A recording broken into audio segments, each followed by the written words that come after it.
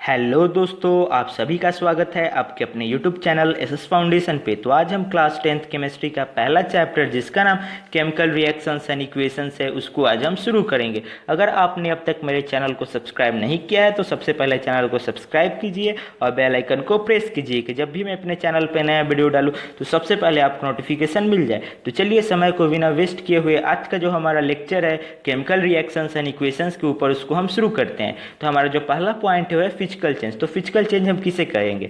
The change in which no new substance are form is called physical change.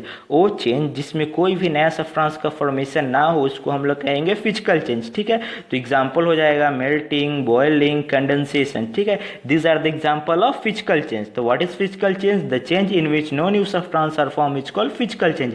What are the example of physical change? तो melting, boiling, condensation are the example of physical change. तो अगला topic है वो हमारा chemical change. तो chemical change किसे कहेंगे? The change in which new substance are form is called chemical change. ठीक है, वो चेंज जिसमें नया सब्सटेंस का फॉर्मेशन हो उसको हम लोग कहेंगे केमिकल चेंज।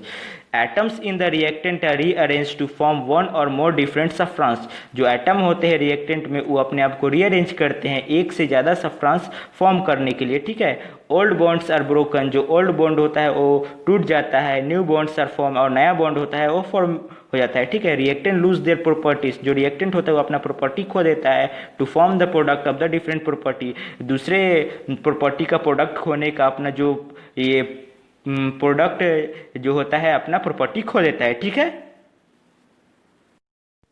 हमारा जो अगला टॉपिक है केमिकल इक्वेशन। तो चलिए इसको हम लोग शुरू करते हैं। The symbolic representation of A chemical reaction is called a chemical equation. जो सिंबॉलिक रिप्रेजेंटेशन होता है केमिकल रिएक्शन का उसको हम लोग केमिकल इक्वेशन कहते हैं। ठीक है, तो features of chemical equation. Chemical equations के क्या क्या फीचर्स होते हैं? जो पहला फीचर है वो है the reactant are written on the left hand side.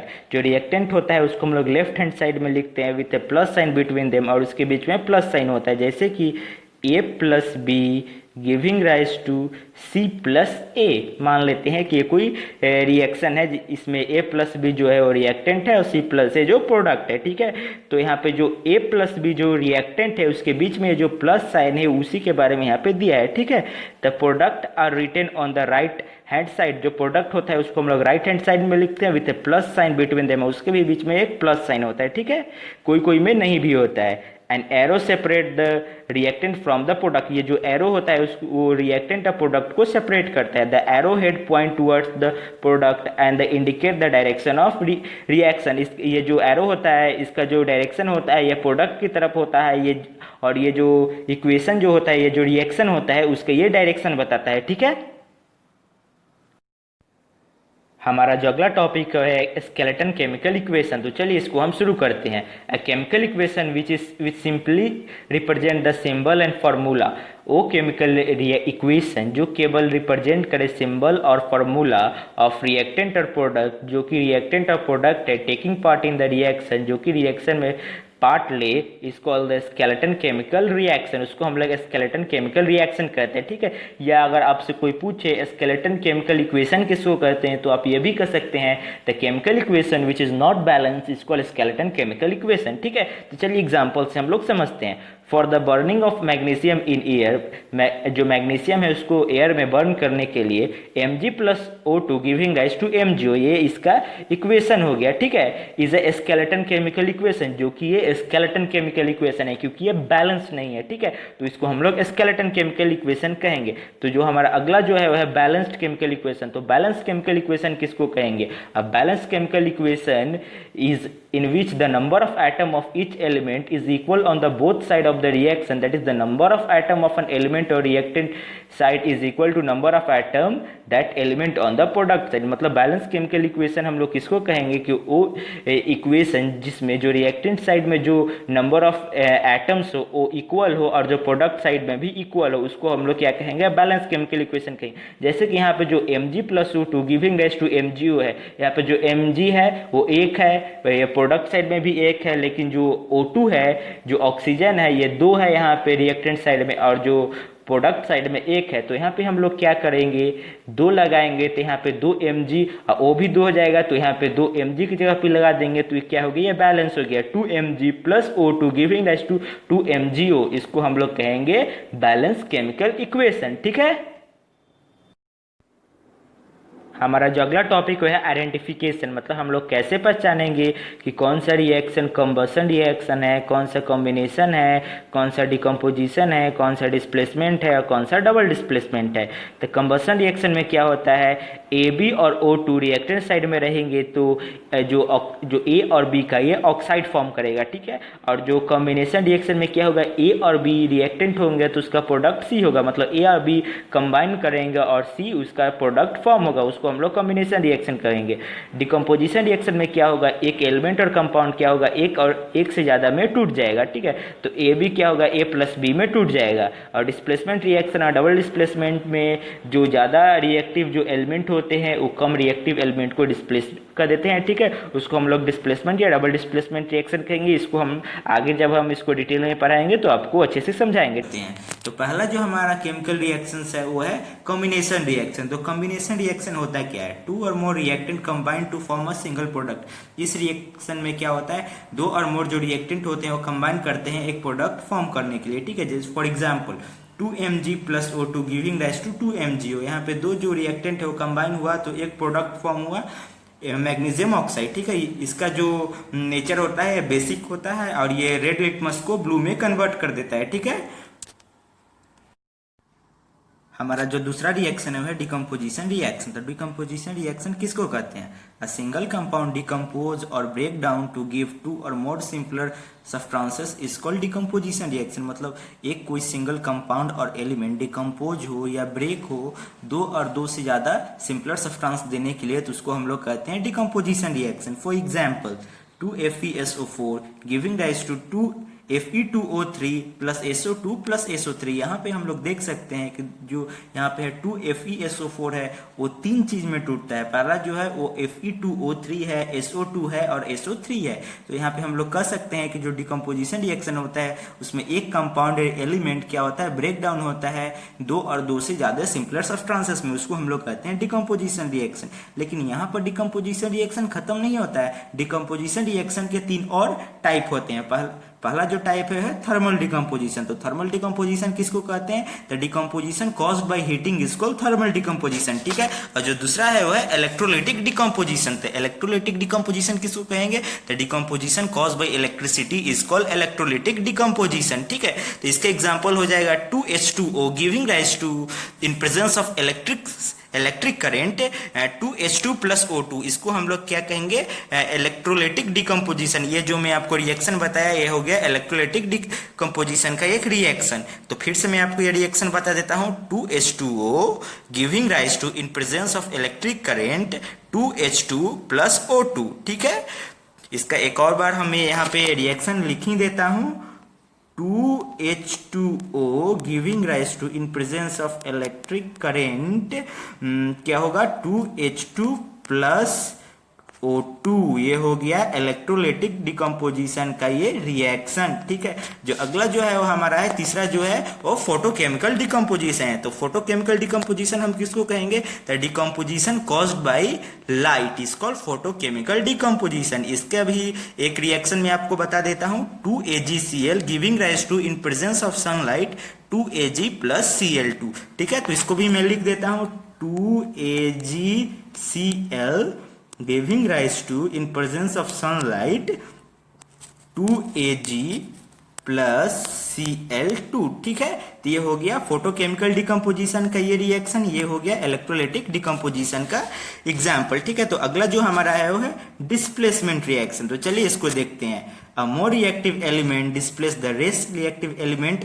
from it aqueous salt solution। जो more reactive जो element होता है वो displace करता है जो less reactive element होते हैं उसके aqueous salt solution को, उसको हम लोग कहते हैं displacement reaction।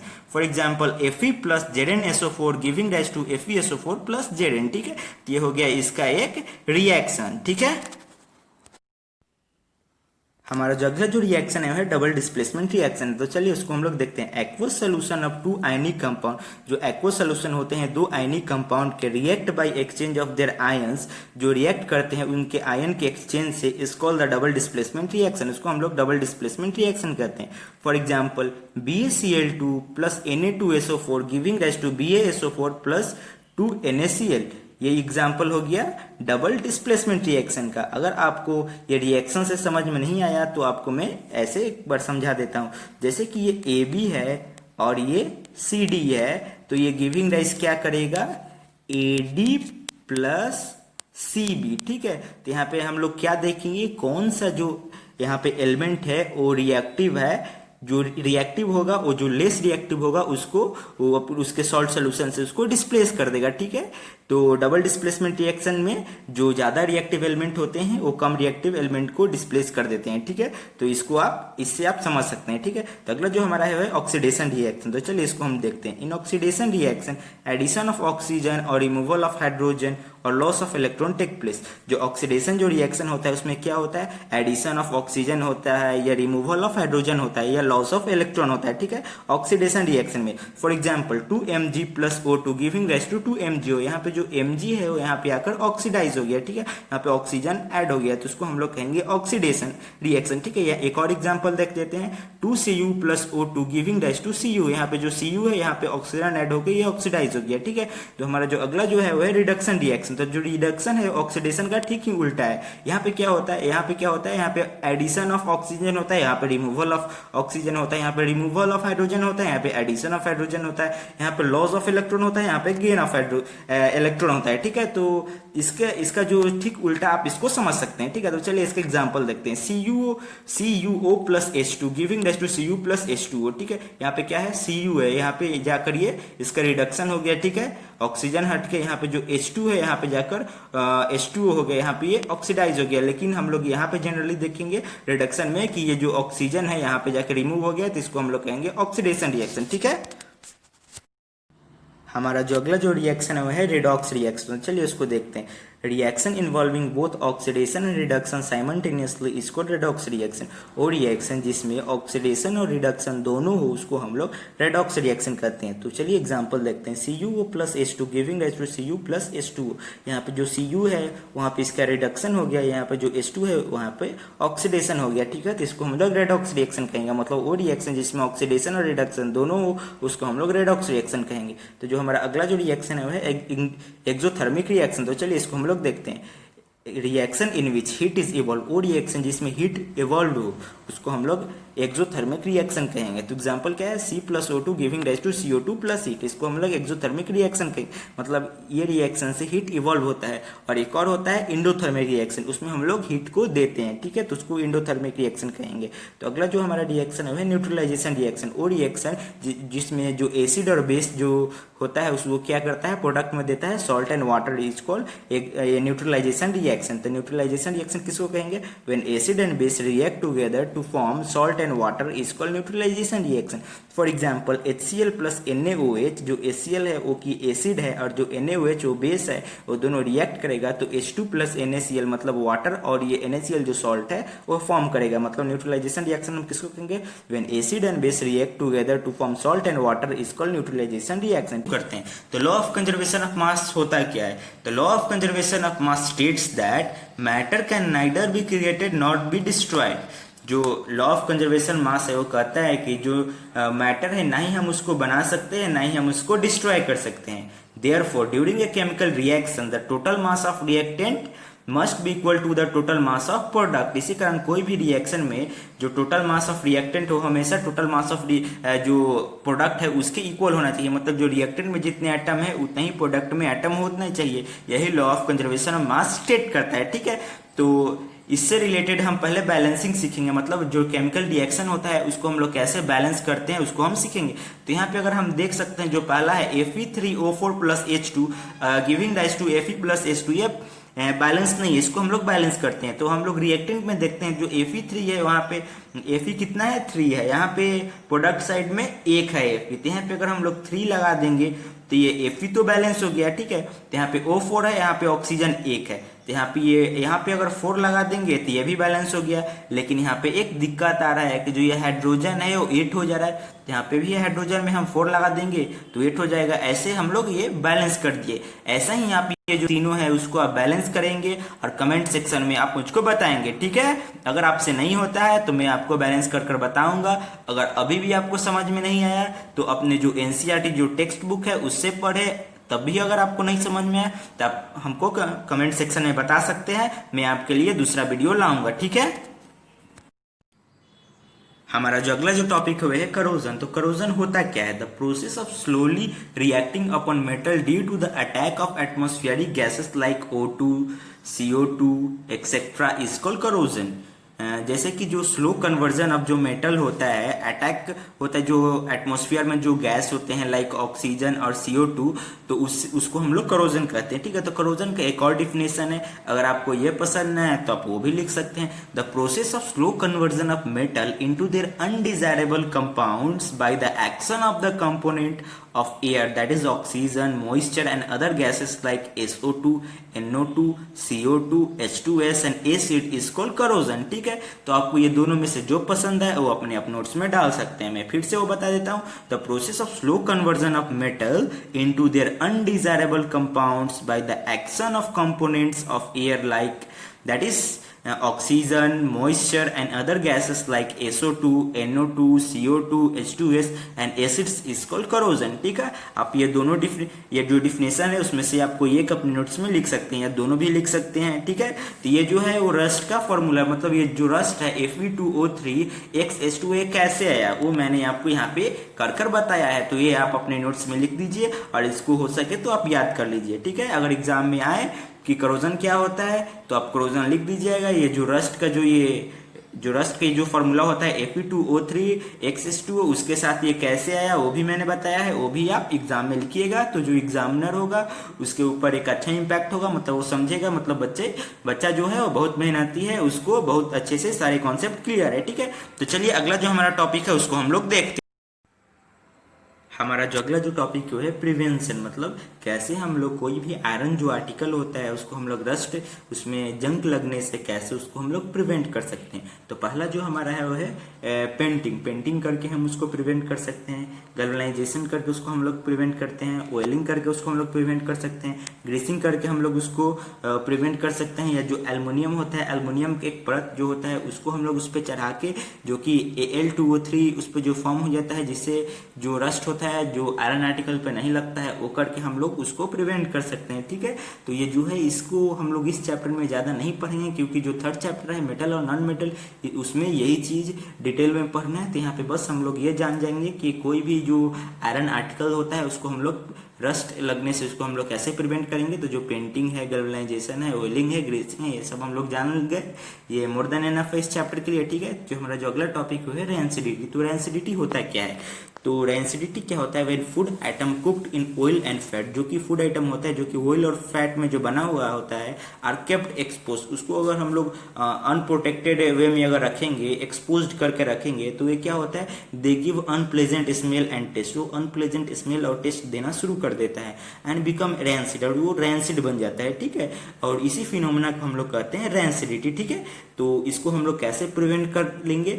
तो मेथड ऑफ प्रिवेंटिंग रैंसिडिटी, ठीक है। तो रैंसिडिटी को रोकने के लिए क्या क्या मेथड है? तो बाय एडिंग एंटीऑक्सीडेंट हम लोग डाल के प्रिवेंट कर सकते हैं, जैसे कि विटामिन सी और vitamin E, by keeping food item at low temperature में फूड आइटम को रख के हम लोग रैंसिडिटी से उसको बचा सकते हैं, जैसे कि हम लोग अपने जो फ्रिज होता है उसमें हम लोग रख कर बचा सकते हैं, वैक्यूम पैकिंग करके हम लोग बचा सकते हैं, रिप्लेसिंग एयर बाई नाइट्रोजन, जो नॉर्मल एयर होता है उसको हम लोग नाइट्रोजन से उसको उसमें डाल के हम लोग बचा सकते हैं, जैसे कि हम लोग जो चिप्स का पैकेट होता है उसमें क्या भरा रहता है? फूला हुआ होता है, तो हम लोग सोचते हैं उसमें हवा भरा हुआ है, लेकिन उसमें नाइट्रोजन भरा हुआ होता है, ठीक है।